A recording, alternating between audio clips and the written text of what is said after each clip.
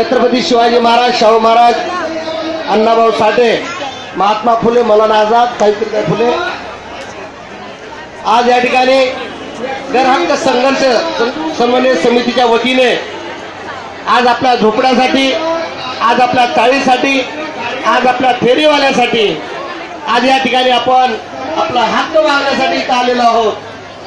तरी या ठिकाणी बरेच आपले नेते प्रवक्ते येऊन गेले, भाषण झाले सर्वांचा।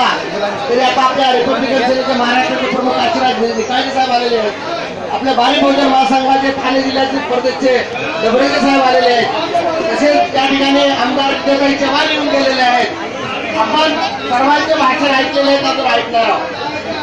मला हे म्हणायचंय की आपला सरकार, महाराष्ट्र सरकारचा एक जिहार होता 31 मे पासून तर 30 सप्टेंबर पर्यंत पावसाळ्याच्या काळामध्ये कसल्याही प्रकारे झोपड्या असू, पक्के घरं असू, त्या ठिकाणी लोक राहणारे असू, त्या घरांना हात लावू नये आणि ज्या ठिकाणी कमर्शियल आहे, गोडवान आहे, धंदेवाई जागा आहे, अशा लोकांना त्यांचं कारवाई अनाथात बांधकाम करू शकते।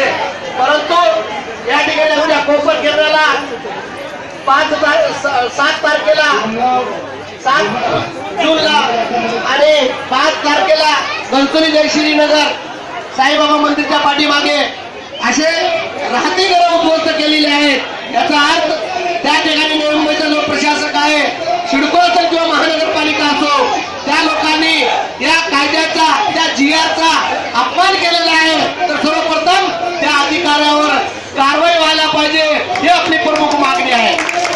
कारण राहती घरं उद्ध्वस्त केली, संसाराचा वाटोळा केला, गोरगरिबांचे शाळेचे पुस्तक, मुलाचे विद्यार्थ्यांचे गणवेश, पूर्ण दप्तर वाटोळा केलेला आहे।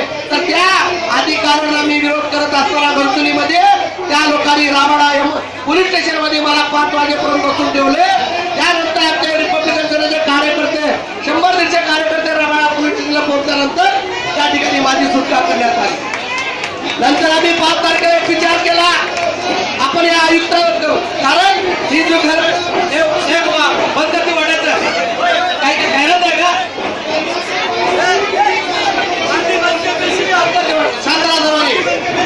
5 तारखेला आम्ही डिक्लेअर केलं की 9 तारखेला 9 जूनला आपण सिडको पोलीस आयुक्तालयावर और सिडकोला आपण एक मोर्चा काढू। त्या ठिकाणी एसीपीने आम्हाला बोलवला आणि हागा दम दिला, जर तुम्ही